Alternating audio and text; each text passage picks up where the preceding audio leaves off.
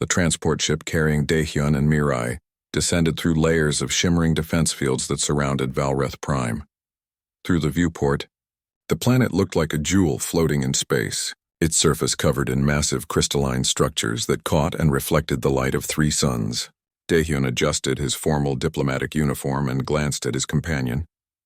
Mirai was reviewing documents on her tablet, her brow furrowed in concentration. She had been Earth's top xenolinguist for 5 years now, speaking 17 alien languages fluently. Daehyun trusted her completely.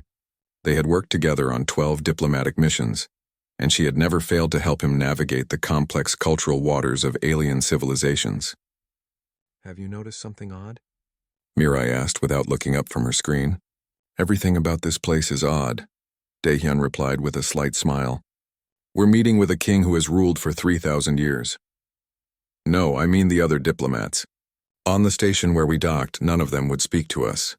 The Kelrath ambassador actually turned and walked away when I tried to greet him. Daehyun had noticed it too. The usual diplomatic courtesy that greased the wheels of galactic politics seemed completely absent. Even the guards who escorted them to the Grand Council chamber had maintained an uncomfortable silence. The chamber itself took his breath away. It was enormous, shaped like an amphitheater with seating for thousands. Representatives from 47 different species filled the tiered seats, their forms ranging from humanoid to utterly alien. Some breathed methane through tubes, others floated in containment fields filled with exotic liquids. The diversity of galactic life never ceased to amaze Daehyun. At the center of the chamber, elevated on a platform of pure crystal, sat King Thalarin. The monarch of the Valreth Empire stood nearly 4 meters tall, his body composed entirely of a translucent, crystalline substance that pulsed with inner light. His face was angular and sharp with eyes that glowed like blue stars. He had ruled the Galactic Council for longer than human civilization had existed. Daehyun and Mirai were led to seats designated for Earth's representatives. As they settled in, Daehyun noticed the representatives from neighboring seats subtly moving further away. The Hendari delegate, normally friendly to humans, wouldn't even meet his gaze. King Thalarin's voice resonated through the chamber, amplified by technology that made it sound like thunder. We gather today to address a matter of grave importance. An artifact has been discovered on the mining world of Korath 7. It matches the description of items listed in the Forbidden Archives. A murmur of fear rippled through the assembled aliens. Daehyun saw several representatives physically recoil at the king's words. 4 guards entered the chamber carrying a container made of dark metal. They moved slowly, as if the object inside was extremely dangerous. They placed the container at the base of the king's platform and quickly retreated. This artifact will be examined, King Thalarin announced. We must determine if it poses a threat. Advisor Kelroth, a being with 6 arms and smooth amphibious skin, operated a control panel. The container opened with a hiss of released pressure. Inside sat a black obelisk, roughly 2 meters tall, covered in intricate symbols that seemed to shift and move when observed directly. Mirai leaned forward, her eyes widening with interest. Those symbols, she whispered to Daehyun. They look almost like... Before she could finish, the obelisk began to glow. A deep humming filled the chamber, followed by sounds that made Daehyun's teeth ache. It wasn't quite music, nor quite speech, but something in between. The sounds formed patterns that his mind tried to recognize but couldn't quite grasp. The effect on the alien representatives was immediate and dramatic. Beings screamed and covered their auditory organs. Some collapsed in their seats. Others fled toward the exits in panic. The Hendari delegate began bleeding from his ear slits. Within seconds, the orderly council session had become chaos. King Thalarin rose to his full height, his crystalline body blazing with light. "Silence the artifact," he commanded. Guards rushed forward and sealed the obelisk back into its container. The sounds cut off abruptly, leaving only the moans and cries of the affected aliens echoing through the chamber. Daehyun sat frozen, confused by the extreme reaction. The sounds had been strange, certainly, but not painful. Beside him, Mirai had her head tilted, her expression one of deep concentration rather than fear. "Medical teams to the Grand Chamber immediately," Advisor Kelroth announced through the communication system. "We have multiple casualties." King Thalarin's glowing eyes swept across the chamber and his voice carried barely controlled fury. "Who dared activate the Harbinger's tongue? Who would commit such an act of terrorism?" "Your Majesty," one of the guards reported, his voice shaking. The artifact activated on its own. No one touched it. The king's expression darkened further. Then it is worse than we feared. The speaker's technology still functions after 50,000 years. Mirai turned to Daehyun, keeping her voice very low. Did you understand any of that? Understand what? The sounds from the obelisk. They weren't random. There was structure, grammar. It sounded almost like... She paused, switching from Galactic Common to Korean. It sounded like very old Korean. Ancient dialect, but the phonetic patterns were definitely there. Her words, spoken in Korean, were picked up by the translation device she wore. The device's computer, programmed to recognize and translate thousands of languages, began processing the sounds. In the deadly quiet of the chamber, the device's translation output was broadcast through the communication system. Every head turned toward the human section. King Thalorin's eyes fixed on Daehyun and Mirai with an intensity that made Daehyun's blood run cold. The king descended from his platform, his crystalline feet making clicking sounds on the polished floor. He moved toward them with slow, deliberate steps. You, he said, his voice low and dangerous. You humans. Daehyun stood, trying to maintain diplomatic composure despite his racing heart. Your Majesty, I assure you we had nothing to do with... Silence. The single word cut through the air like a blade. King Thalorin stood before them now, towering over their seated position. The female spoke. She uttered sounds that matched the frequency and pattern of the forbidden tongue. Mirai stood as well, her face pale but determined. Your Majesty, I only spoke Korean. It's my native language, the language of my people. Impossible, Advisor Kelroth interjected, moving to stand beside his king. The forbidden tongue has been banned for 50,000 years. No living species speaks it. Those who tried were destroyed as a mercy, lest they destroy themselves and others. Daehyun's mind raced. Your Majesty, humans have only been part of the galactic community for 80 years. We developed our languages on our own world, completely isolated from the rest of the galaxy. There must be some mistake. King Thalorin reached out with one crystalline hand, stopping just short of touching Mirai's throat. Speak again. Speak the words you spoke before. Mirai glanced at Daehyun, who gave a slight nod. She took a breath and spoke in Korean. The same sentence she had said before. The sounds from the artifact resembled ancient Korean linguistic patterns. The translation device rendered her words into Galactic Common, but the original Korean sounds filled the chamber first. Several aliens who had not yet fled began to whimper or cry out. One collapsed entirely. King Thalorin stepped back, his expression shifting from anger to something Daehyun had not expected to see on an alien face. Fear. Who dares speak the forbidden tongue in my presence? The question was rhetorical, filled with dread. The entire chamber fell into a silence so complete that Daehyun could hear his own heartbeat. Mirai gripped his arm tightly. Her voice was barely a whisper, but in the silence everyone heard her words. Daehyun, that artifact. It's not speaking a language similar to Korean. It's speaking Old Korean. Korean from before recorded history. I could translate it if I tried. King Thalorin's eyes blazed brighter. Then the warnings were true. The speakers have returned. The detention room was surprisingly comfortable, though Daehyun knew a prison when he saw one. The walls were made of the same crystal material that seemed to compose most of Valreth Prime's architecture. Guards stood outside the transparent door, their weapons clearly visible. He and Mirai had been separated from their escort ship and held here for 6 hours now. Mirai paced back and forth across the room, her mind clearly working through the puzzle they had stumbled into. It doesn't make sense, she muttered. Korean evolved on Earth. We have linguistic records going back thousands of years showing its development. How could it possibly be connected to some ancient alien language? Before Daehyun could respond, the door slid open. King Thalorin entered, followed by Advisor Kelroth and another being Daehyun had not seen before. This newcomer was tall and thin, wrapped in robes that seemed to be made of captured starlight. Her face was ancient with skin like aged parchment. I am High Priestess Mirala, the robed figure said, her voice soft but clear. I am the keeper of historical records for the Galactic Council. King Thalorin has asked me to share with you the history of the forbidden tongue. What you learn may disturb you greatly. Daehyun and Mirai exchanged glances. We're listening, Daehyun said. Mirala gestured, and a holographic display materialized in the center of the room. It showed a star map of the galaxy. but one marked with strange symbols and boundaries that didn't match any current political divisions. 50,000 years ago, Myrla began, the galaxy was very different. Civilizations existed that are now nothing but dust and legend. Among them was a species we know only as the Speakers. They were bipedal like you humans. They breathed oxygen. They were, in most physical respects, unremarkable. The hologram shifted, showing figures that looked disturbingly human walking among alien landscapes. But they possessed one ability that made them the most powerful and most feared beings in the known universe.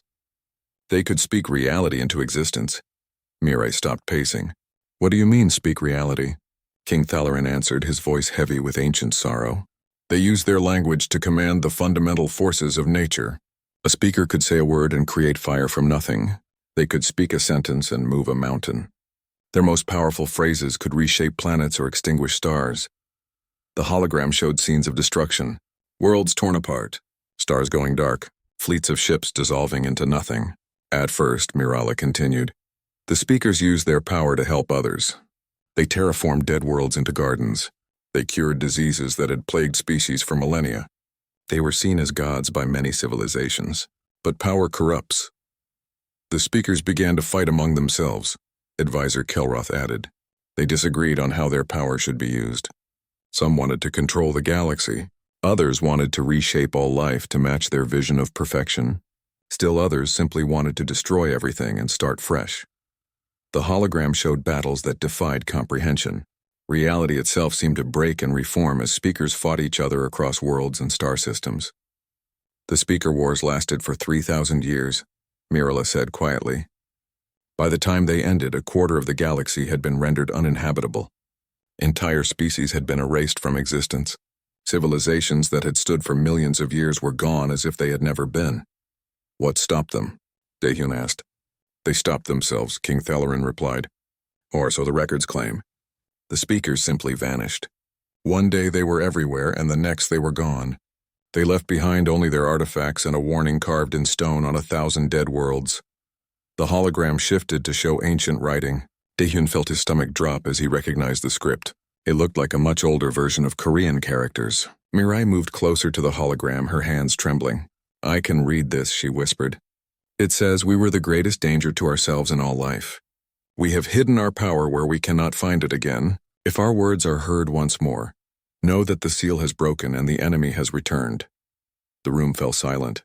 King Thalarin stared at Mirai with an expression between horror and awe.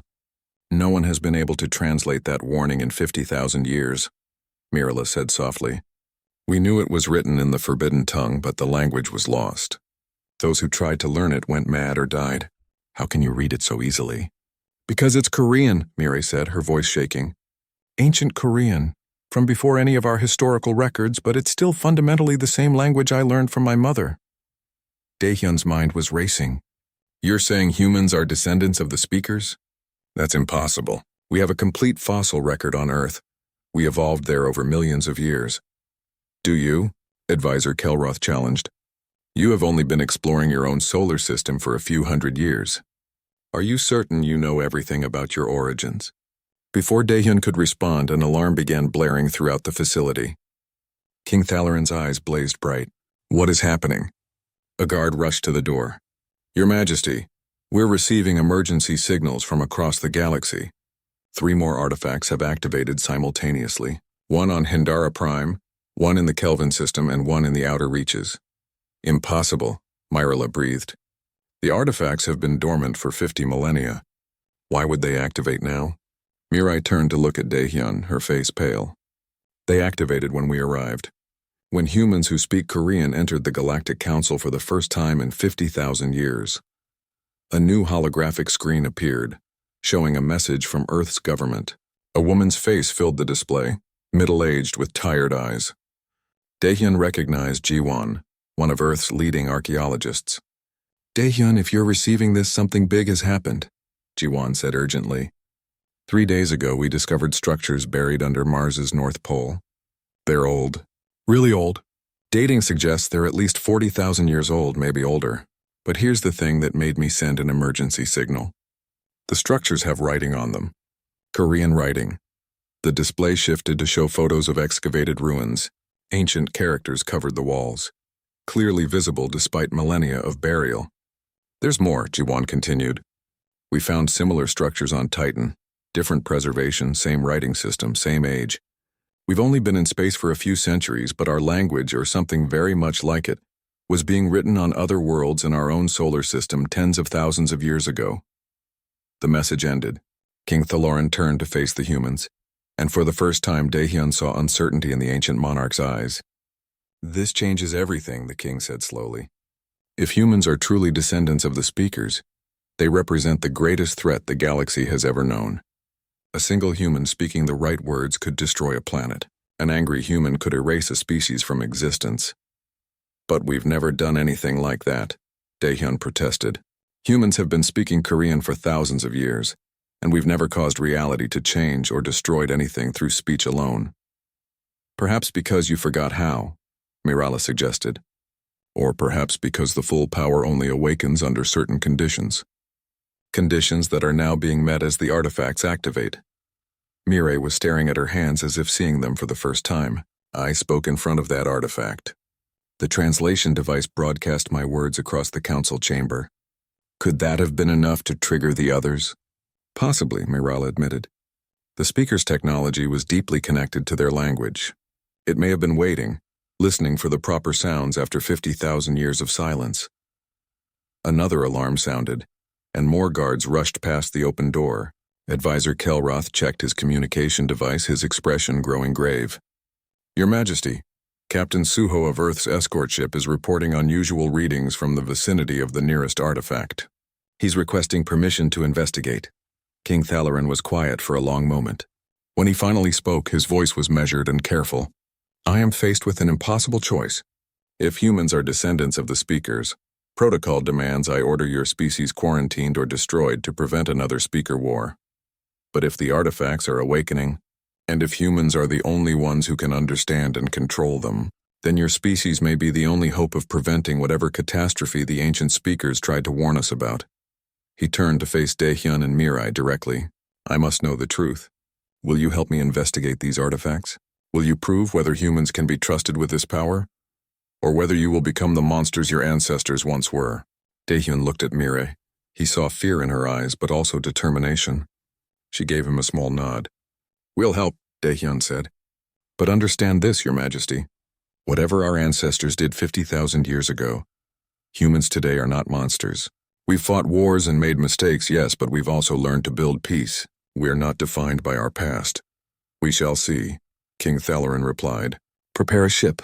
We travel to the nearest active artifact immediately, and pray to whatever gods you believe in that we are not too late to stop what has already begun.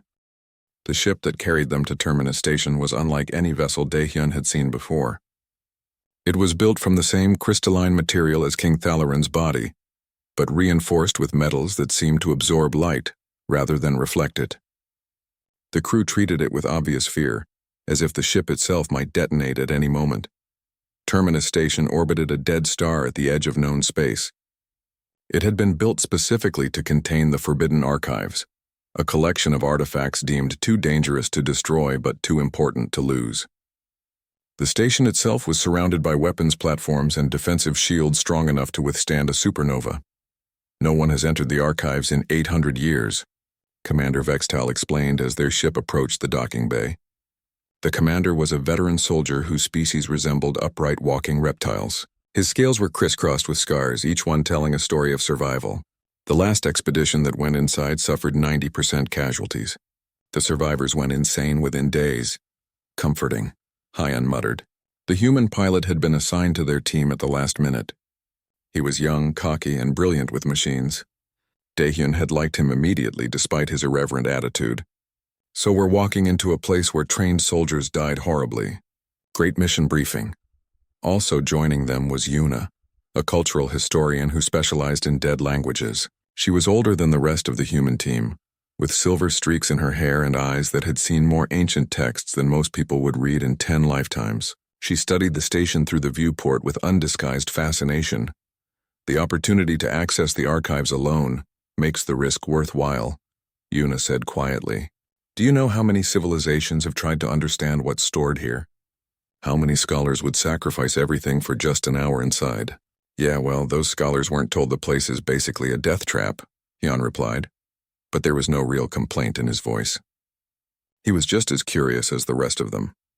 The docking procedure took 2 hours. Multiple security scans verified their identities and authorization. Automated systems checked for any sign of weapons, unauthorized technology, or biological contamination. Finally, the airlock opened and they stepped onto Terminus Station. The interior was vast and empty. Their footsteps echoed off walls made of a dark metal that seemed to drink in sound. Emergency lighting provided just enough illumination to see by, casting long shadows that made Daehyun's skin crawl. The main archive chamber is 3 kilometers from the docking bay, Commander Vextal said, consulting a handheld device. We follow the primary corridor. Do not deviate from the path. Do not touch anything. Do not enter any side chambers. Is that clear? Everyone nodded. They began walking in a tight group with guards positioned at the front and rear. The corridor stretched ahead of them, seeming to go on forever into darkness. As they walked, Yuna explained what little was known about the contents of the archives. There are approximately 7,000 cataloged artifacts inside.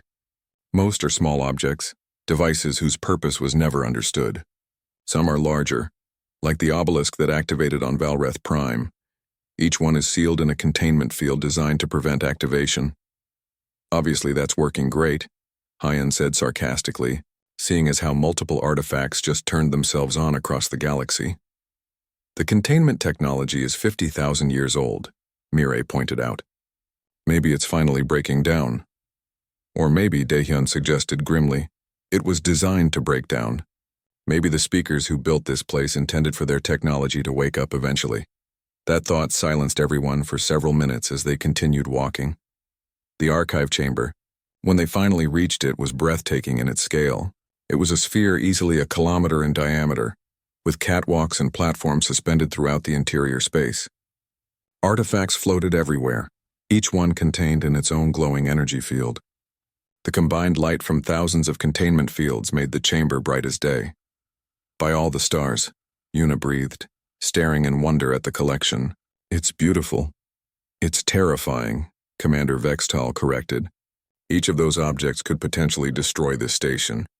Together, they could probably unmake reality itself within a light-year radius.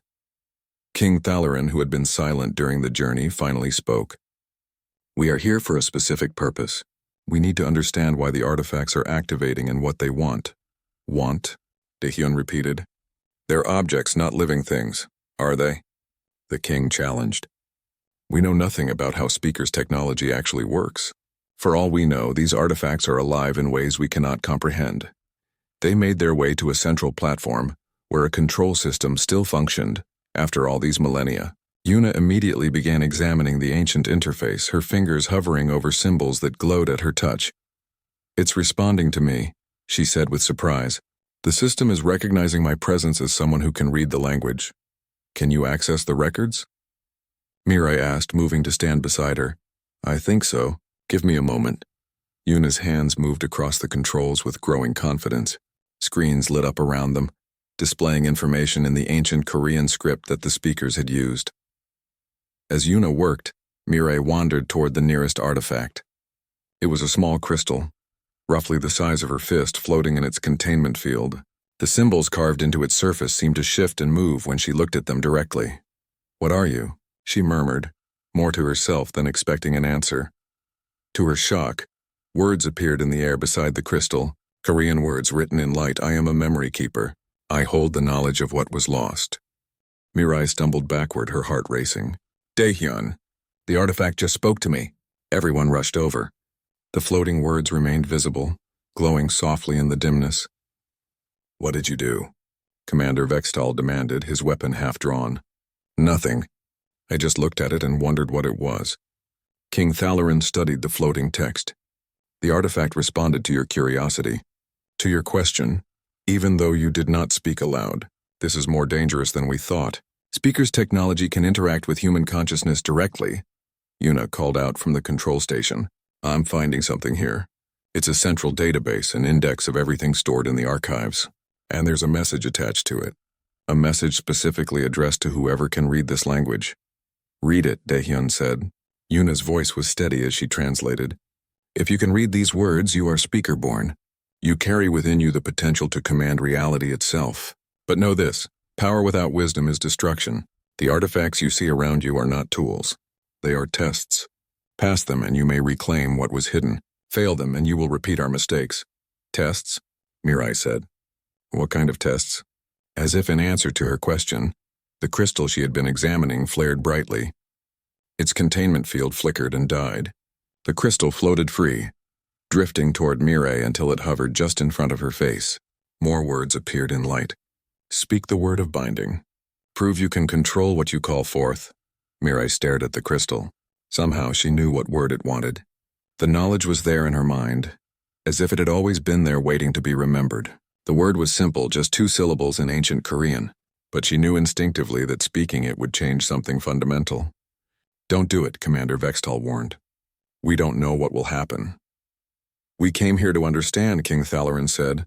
Sometimes understanding requires risk. Mirai looked at Daehyun.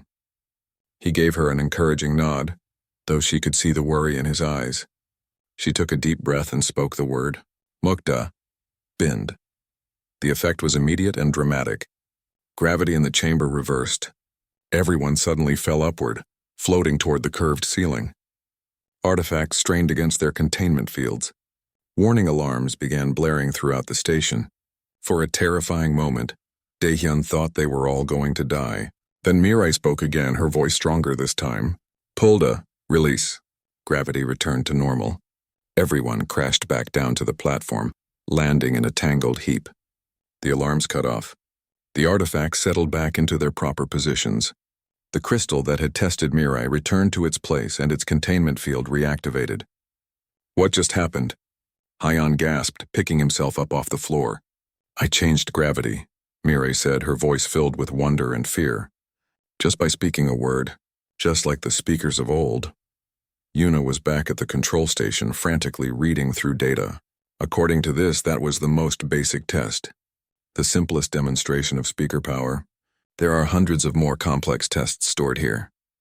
If speaking a single word can reverse gravity, Commander Vextal said grimly, what could a complete sentence do? What about a paragraph? A speech? King Thalarin's expression was grave. Now you understand why the speakers were so feared. Why entire civilizations banded together to fight them. A being who can rewrite reality with words is a god whether they want to be or not. Daehyun helped Mirai to her feet. She was shaking, overwhelmed by what she had just done. I felt it, she whispered. When I spoke those words, I could feel the universe listening, waiting to obey. It was the most amazing and most terrifying thing I've ever experienced. The question is, King Thalarin said, can you resist the temptation? The speakers who came before you could not. They became drunk on their own power and destroyed themselves along with half the galaxy. Before anyone could respond, every artifact in the archives began to glow. Containment fields flickered and died across the entire chamber. Thousands of objects floated free, all of them pulsing with energy. A voice filled the chamber, speaking in Korean. It came from everywhere and nowhere, resonating through their very bones. The seal is broken. The awakening has begun. Speak the words or fall to those who wait in the darkness. The enemy has found you. Choose quickly, children of the speakers, for the void chorus comes. The artifacts arrange themselves into a pattern, forming a massive star map in the center of the chamber. 13 points on the map blazed brighter than the rest. What are those? Daehyun asked. Yuna checked the control station, her face going pale. Their coordinates, locations of what the database calls origin worlds, places where the speakers hid their greatest secrets before they vanished. And what exactly is the void chorus? Hyon asked nervously. The lights in the chamber suddenly went dark. Only the glowing artifacts provided illumination now, and in that dim light shadows began to move, shadows that had no source, shadows that whispered in voices that hurt to hear. Commander Vextal raised his weapon, his voice tight with fear. It's here. Whatever the enemy is, it followed us to the archives. The shadows had no physical form, yet they moved with clear purpose. They flowed across the walls and floor of the archive chamber like liquid darkness, whispering words that made Daehyun's mind ache. The sounds were not quite language, not quite music, but something in between that felt fundamentally wrong. Everyone back to the entrance, Commander Vextal shouted, firing his weapon at the nearest shadow. The energy bolt passed through it harmlessly as if shooting at smoke. They ran. The shadows followed, moving faster than any living thing should be able to. Hyun was the quickest, his youth and pilot's reflexes getting him to the corridor first. Yuna stumbled and Daehyun caught her arm, pulling her along. Behind them, the artifacts in the archives began to crack and shatter as the shadows touched them. King Thalarin moved with surprising speed for his size, his crystalline body flashing as he ran. "Do not let the shadows touch you," he called out. They feed on consciousness itself. They made it to the corridor and kept running. Behind them, the shadows poured out of the archive chamber like a wave of liquid night. The emergency lights in the corridor began to flicker and die as the darkness consumed them. "We're not going to make it to the ship," Mireille gasped, her breath coming in ragged gulps. She was right. The docking bay was still 2 kilometers away and the shadows were gaining. Daehyun's mind raced, searching for a solution. Then he remembered the artifacts, remembered what Mireille had done by speaking a simple word. "Mireille," he said urgently, "can you stop them? With your voice?" "I don't know how. I only spoke 2 words and barely controlled what happened." "Try anyway," King Thalarin commanded. "It is our only chance." They reached an intersection where the corridor split in 3 directions.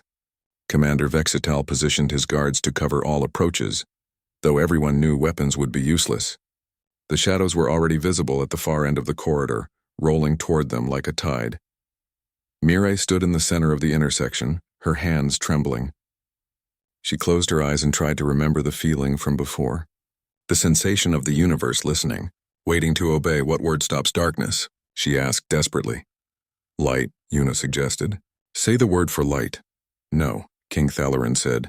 "Light is not the opposite of these shadows. They are not merely absence of illumination. They are void, emptiness, the space between thoughts." "Then how do I fight emptiness?" "You fill it," Daehyun said suddenly.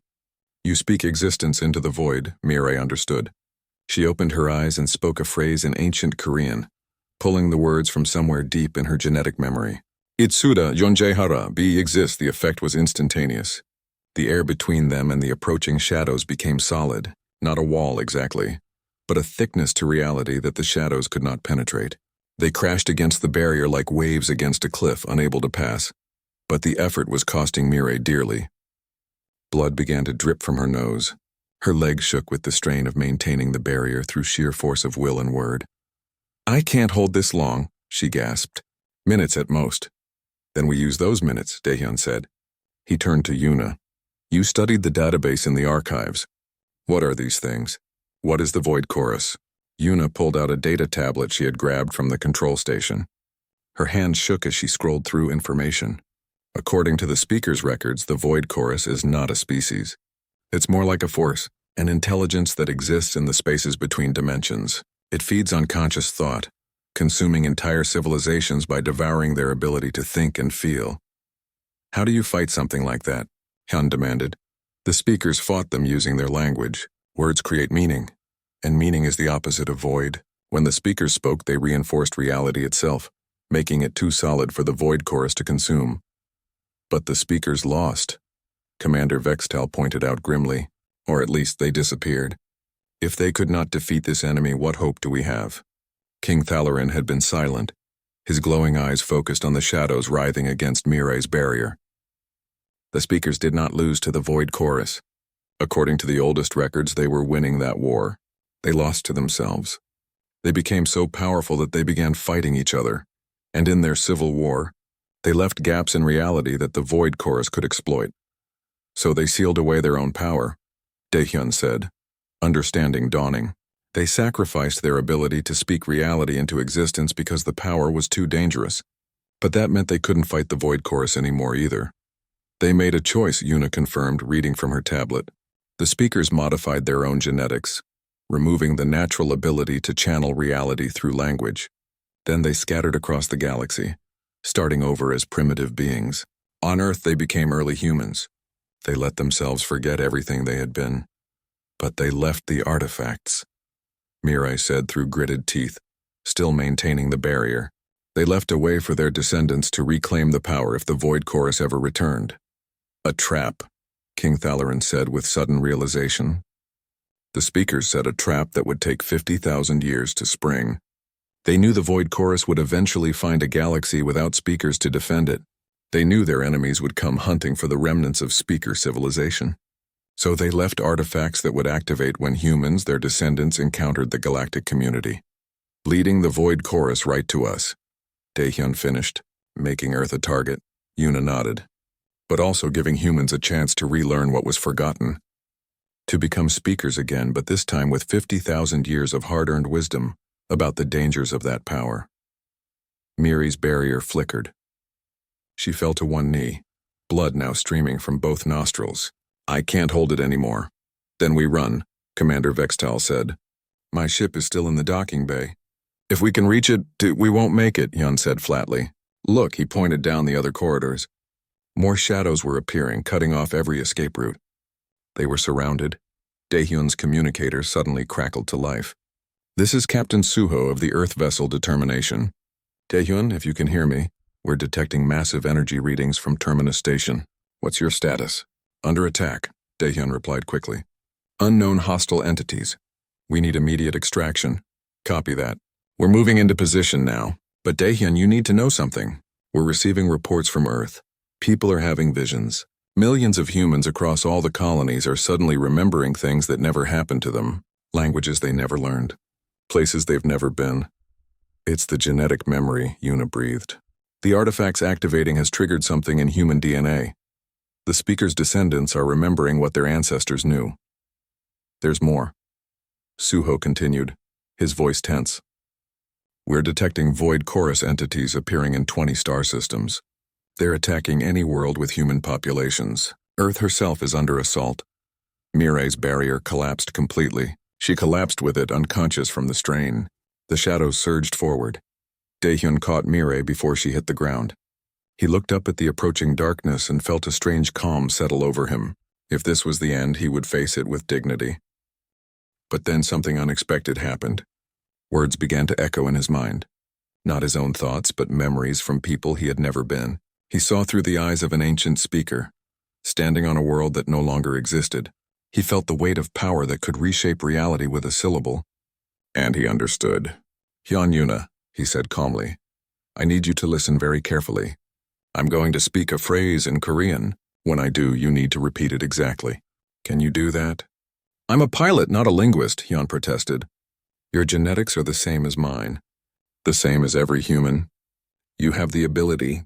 You just need to trust it. The shadows were almost upon them. Daehyun closed his eyes and spoke 3 words in ancient Korean. Words that felt like they were written into the fabric of his soul. Uriga yogi ista, we are here. Hyun and Yuna repeated the phrase. So did Commander Vextal's guards who had human teammates. So did the crew of Captain Suho's ship, listening through the open communication channel. Across Terminus Station the phrase echoed, and with each repetition reality grew stronger. The shadows recoiled as if burned. They screamed in voices that existed outside normal hearing, a sound of pure frustration and rage. King Thalarin watched in amazement as the darkness fled before the combined will of human voices speaking the ancient language. It's working. They're retreating. But Daehyun knew it was only a temporary reprieve. This isn't over. The Void Chorus is everywhere now. It's attacking Earth and every human colony. We stopped a small force here, but there are thousands more out there. He looked down at Mire, still unconscious in his arms. Then he looked at the star map they had seen in the archives, the one showing 13 origin worlds. Yuna, you said the speakers hid their greatest secrets on those worlds. What secrets? Yuna checked her tablet, her face growing pale as she read. The full knowledge of the speaker language. Everything needed to use it at maximum power. But also something called the final phrase, a sentence that, if spoken by multiple speakers simultaneously, could seal the Void Chorus away permanently. Or erase it entirely. King Thalarin added, reading over her shoulder. But there's a cost. The final phrase requires 13 speakers, 1 on each origin world. And once they speak it, the power of the speaker language will be bound forever. Future humans will never be able to command reality again. That's the choice, Daehyun said quietly. Use this power to fight the Void Chorus, knowing we might become as dangerous as our ancestors. Or speak the final phrase and give up this ability forever, trusting that conventional means will be enough to protect the galaxy. What if there's a third option? Hyun suggested. What if we can limit the power somehow? Make it safe enough to use but not dangerous enough to repeat the speaker wars? Everyone turned to look at him. He shrugged. I mean, we're humans. We're good at finding loopholes. Despite everything, Daehyun smiled. Then that's what we'll do. We'll find a third option. But first, we need to survive long enough to reach those origin worlds. The journey to all 13 origin worlds would require splitting their forces. Daehyun stood on the bridge of the Determination, looking at the holographic display showing the locations scattered across the galaxy. Each one was defended by Void Chorus forces. Each one would be a battle. Mireille had recovered from her collapse at Terminus Station, but she was different now. They all were. More humans were awakening to their genetic heritage every day. The ancient memories were flooding back, teaching them the language that could reshape reality, but with that knowledge came understanding of the terrible price the original speakers had paid. We've assembled teams for each location, Captain Suho reported. He was a career military officer, gray at the temples but still sharp-eyed and capable. Each team has at least one fully awakened speaker. More if we can manage it. Earth will take the first team, Daehyun said. I'll go there myself. I'm taking Titan, Mireille added. It's where my family lived before we moved to Earth proper. I know the terrain. Yeon raised his hand. I volunteer for the Mars origin point. Someone's got to represent the pilot perspective in all this mystical language stuff. Yuna was going to one of the outer colony worlds. Nari, a quantum physicist who had recently joined them, would lead the team to a station in deep space. Other volunteers had come forward, humans and aliens alike who understood what was at stake. King Thaloran had surprised everyone by offering his full military support. I misjudged your species, he had said to Daehyun privately. I saw only the danger you represented and not the courage you possessed. The galaxy owes humanity an apology. We will help you in any way we can. Now, as their fleet prepared to split up and head to the 13 destinations simultaneously, Daehyun felt the weight of responsibility settle on his shoulders. They were gambling everything on their plan to find a third option. If they failed, the Void Chorus would consume the galaxy. If they succeeded but chose wrong, humans might become the monsters their ancestors had been. All teams. Report status, Captain Suho called out, one by one. The 12 other ships confirmed they were ready. Each carried their speaker, their defenders, and their hope. Then let's end this, Daehyun said. All ships jump on my mark, 3, 2, 1, mark. Space twisted as 13 ships entered faster than light travel simultaneously, each heading toward their designated origin world. Daehyun's ship emerged from the jump near Earth, but it was not the Earth he remembered. The planet was shrouded in darkness. Not night, but the same living shadow they had encountered at Terminus Station. The Void Chorus had concentrated their forces here, knowing that Earth was the birthplace of the speaker's descendants. The origin point is in what used to be the Korean peninsula, Nari said, studying her instruments. Underground about 2 kilometers beneath the surface. How do we reach it through that? Hyun asked, pointing at the writhing shadows covering the planet. We speak our way through, Mireille said quietly. She had stayed aboard Daehyun's ship to help with the Earth approach before transferring to her own vessel for Titan. The Void Chorus is emptiness. Words are meaning. We make meaning so loud they cannot help but hear it. She began to speak in ancient Korean, her voice amplified through the ship's communication system. Other awakened humans throughout the fleet joined her, their voices creating a harmony that resonated across space itself. The shadows recoiled. A path opened through the darkness leading down to Earth's surface. The ship descended, racing against time as the Void Chorus tried to close the gap. They landed near the ancient site. Daehyun, suited up and armed, led a team into the underground complex. The walls were covered in Korean script that glowed with inner light, responding to their presence. At the center of the complex was a chamber.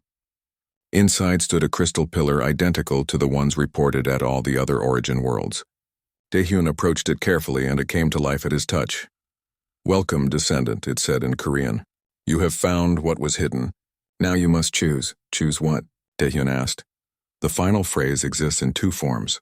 The erasure would remove the speaker ability from human genetics permanently, sealing it away where no future generation could access it. You would become fully ordinary, unable to command reality. The Void Chorus would be driven back, but you would be defenseless if they ever returned. And the second option, the binding. You keep the speaker ability, but you limit it. You write rules into the fabric of reality itself that restrict how the language can be used.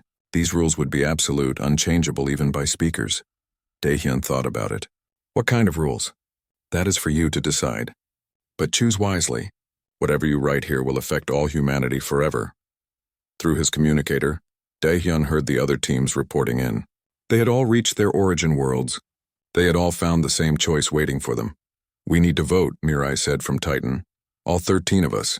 This is too important for one person to decide.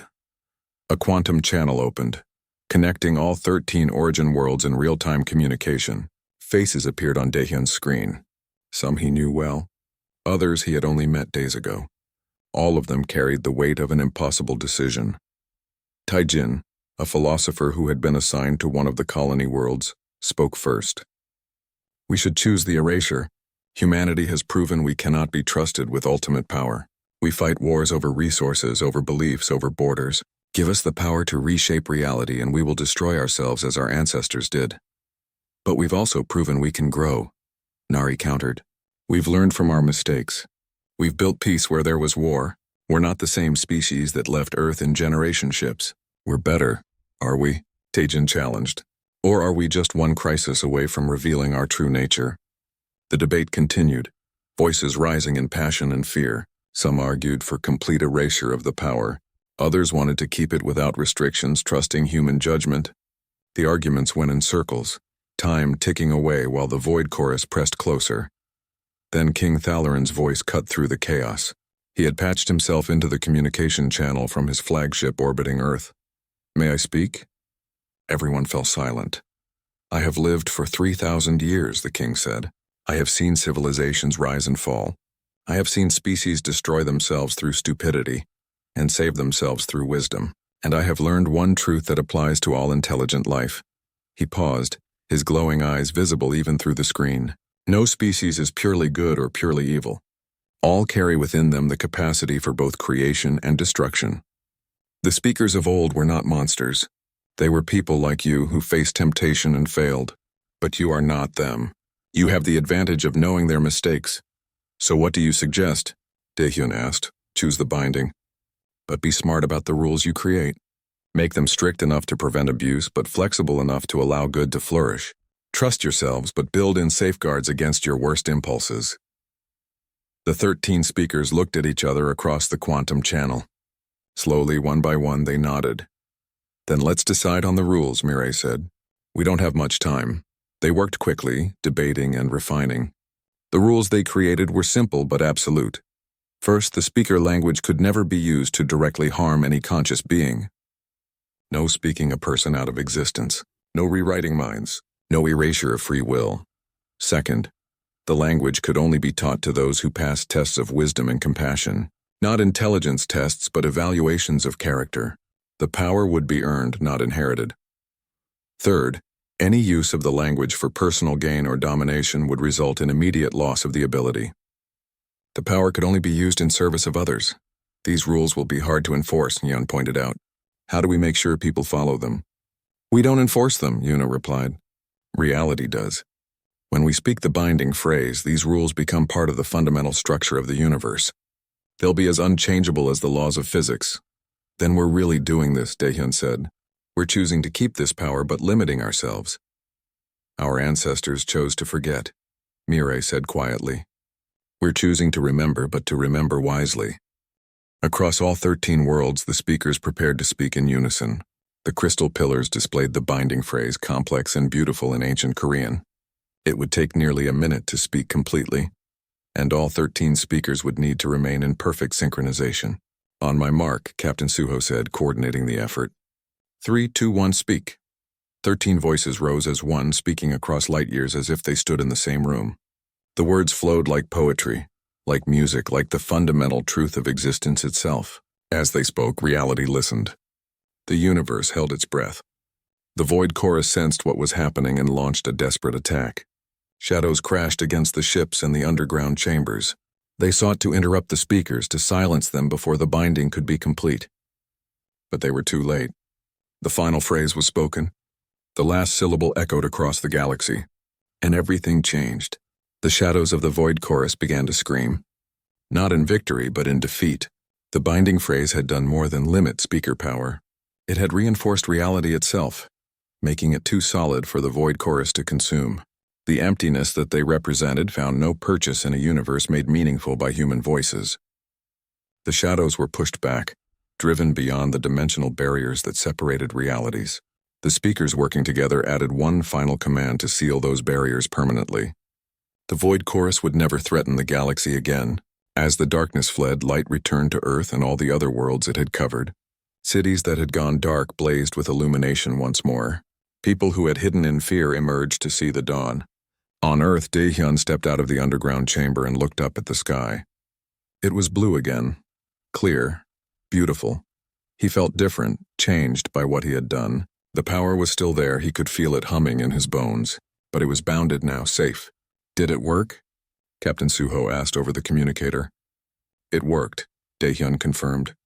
The rules are set. The void chorus is gone. Across the quantum channel, the other speakers reported success. They had all survived. They had all changed reality together. King Thalarin's voice came through, filled with emotion that his species rarely showed. You have saved the galaxy, humans. Not by becoming gods, but by choosing to remain mortal despite having the power to be more. That is the greatest wisdom of all. In the days that followed, the galaxy celebrated, not just Earth, but every species that had faced the threat of the void chorus. Humans went from being feared as potential destroyers to being honored as heroes who had made the hardest choice possible. The Galactic Council formally apologized for their initial treatment of humanity and offered full membership with equal standing. King Thalarin himself proposed that the day the speakers made their choice should be remembered as Unity Day, celebrated by all species. But for Daehyun, Mireille, and the other speakers, the real work was just beginning. They had to build the academies where the ancient language would be taught. They had to establish the tests that would determine who was worthy to learn. They had to bridge the divide between humans and aliens, teaching the galaxy that power shared responsibly was stronger than power hoarded in fear. 5 years after the binding, Mireille stood before her first class of students. They were young, from 20 different species, all eager to learn. She looked at their faces and saw hope there. Hope that the mistakes of the past would not be repeated. Before we begin, she said, speaking in Korean with translation provided for those who needed it, I want to tell you about the speakers who came before us. They were powerful beyond imagining, and that power destroyed them. We are their descendants, their second chance. We have the same power, but we also have something they lacked. We have 50,000 years of history teaching us that the strongest words are not the ones that command reality. She paused, letting the moment stretch. The strongest words are the ones that connect us, that build understanding, that create meaning where there was emptiness. That's what you're here to learn, not how to be gods, but how to be good. Outside the academy, human and alien children played together. They spoke in a mixture of Korean and Galactic Common, creating new phrases that had never existed before. The forbidden tongue had become the language of unity, just as Daehyun had dreamed it could be. And somewhere in the space between dimensions, sealed away by rules written into reality itself, the void chorus waited. It could not reach the galaxy anymore, could not feed on the consciousness of living beings, but it could still watch, and it would wait forever if necessary, hoping for the day when the seals might weaken. But the speakers and their descendants would be watching too. Ready, united. Having chosen wisdom over power, but keeping both close at hand. The galaxy had survived its darkest hour by trusting in the better nature of humanity, and humanity had proven that trust was not misplaced. They had looked into the abyss of unlimited power and stepped back, choosing instead to walk forward hand in hand with those they had once feared, and those who had once feared them. It was not a perfect ending. There would be challenges ahead, mistakes made, lessons learned the hard way, but it was a hopeful ending, and sometimes hope is the most powerful word of all.